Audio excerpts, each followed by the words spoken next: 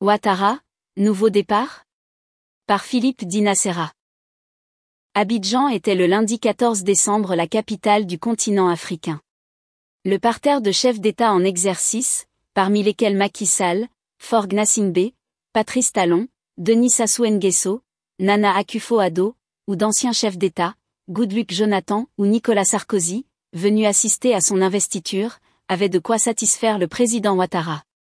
Sans compter les organisations internationales, Union africaine, Union européenne, Communauté économique des États indépendants de l'Afrique de l'Ouest, Union économique et monétaire de l'Ouest africain, ONU, et les représentations diplomatiques de toutes origines, présentes aux premières loges.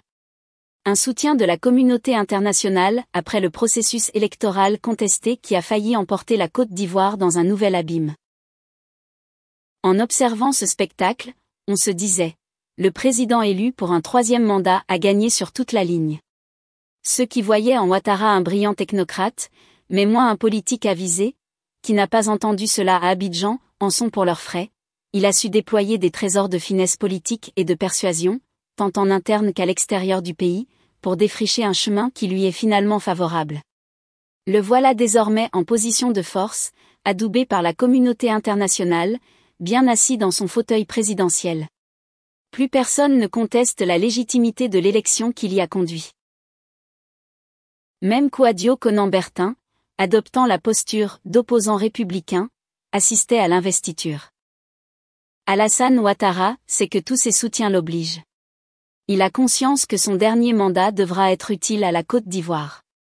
Dans la feuille de route qu'il a présentée, il a voulu démontrer qu'il a compris les attentes et pris en compte tous les événements qui ont marqué le scrutin présidentiel de 2020. Il s'est montré offensif dans son discours, censé ouvrir une nouvelle page de sa présidence. Les orientations présentées sont au nombre de 4. 2 d'entre elles accentuent le virage social pris par le pouvoir, offrir plus d'opportunités à chaque citoyen aspirant à un mieux-être, a-t-il dit. Les 2 autres concernent le renforcement de la cohésion nationale.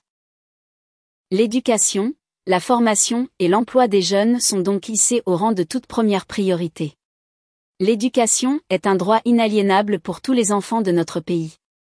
L'école est l'alpha et l'oméga du développement et tout sera fait pour que la loi d'obligation scolaire se déploie pleinement.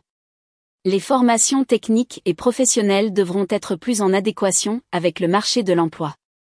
Pour bien enfoncer le clou, et couper court aux polémiques et contestations qui ont fleuri ces derniers mois, le chef de l'État a annoncé la prise en charge des frais de COJ, jusque-là supportés par les parents dans le primaire et le secondaire, par l'État et les collectivités locales. Vient ensuite la lutte contre la pauvreté et la santé, ce que le président de la République appelle le développement social inclusif, dont l'autonomisation économique des femmes, est un volet essentiel. Alassane Ouattara souhaite, d'ici 5 ans, le doublement à 500 000 du nombre de femmes bénéficiaires du Fonds d'appui aux femmes de Côte d'Ivoire, FAFSI, ce qui permettra de sortir 3 millions de personnes de la pauvreté. Quant à l'accès à la santé, généralisation de la couverture maladie universelle, CMU, et amélioration de la qualité de l'offre de soins, il est l'un des aspects du développement du capital humain, indispensable à la poursuite de notre dynamique vertueuse sur les plans économiques et sociaux.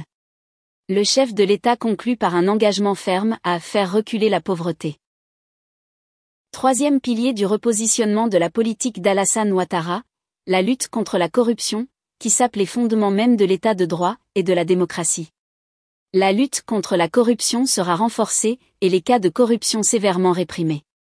La corruption agit bien comme un plafond de verre pour le développement du pays, confirme le chef de l'État. Elle n'est plus tolérable dans un contexte où les Ivoiriens réclament plus d'attention à leur endroit et plus de retombées, pour eux-mêmes, du progrès économique. Le président, qui retrouve ici les accents de sa première campagne présidentielle de 2010, devrait, enfin, vraiment sévir sur le sujet. Enfin, le président Addo a conclu avec ce qui, politiquement, est sûrement le plus urgent, l'accent mis sur la cohésion nationale, la paix, la réconciliation. C'est l'ardente obligation de ce président s'il veut laisser un pays plus serein, en paix avec lui-même. Il annonce pour cela la création dans les prochains jours d'un ministère de la réconciliation nationale et instruit le Premier ministre de reprendre le dialogue avec tous les partis politiques, afin de mettre en œuvre les recommandations de la Communauté économique des États indépendants de l'Afrique de l'Ouest relatives à la Commission électorale indépendante, en vue de l'organisation des prochaines élections législatives. La CI sera donc réformée, c'est un geste à l'endroit de l'opposition. Espérons que celle-ci, qui s'est lourdement trompée dans l'évaluation de la situation durant la période électorale, saisira l'offre de dialogue sans opposer une liste de préalables aussi longue que peu réaliste en l'état du rapport de force. Ce discours est la première illustration d'un nouveau positionnement, plus inclusif. On n'a senti aucune lassitude chez Alassane Ouattara. Derrière les mots transparaissait plutôt une impatience d'agir et une implacable détermination. Montrer que lui, Alassane Ouattara, est capable d'obtenir des résultats, là où d'autres ont échoué, notamment pour réconcilier les Ivoiriens entre eux. À l'issue de la cérémonie, un haut dignitaire du régime parlait paradoxalement de « nouveau départ » et de « nouveaux projets de société ». Donner du contenu à son dernier mandat a été mûrement analysé et collectivement réfléchi. Citant Félix Houphouët-Boigny, le président sait que c'est à ce prix qu'il laissera davantage qu'il n'a reçu, à la prochaine génération. Il sait que c'est maintenant que l'histoire le regarde.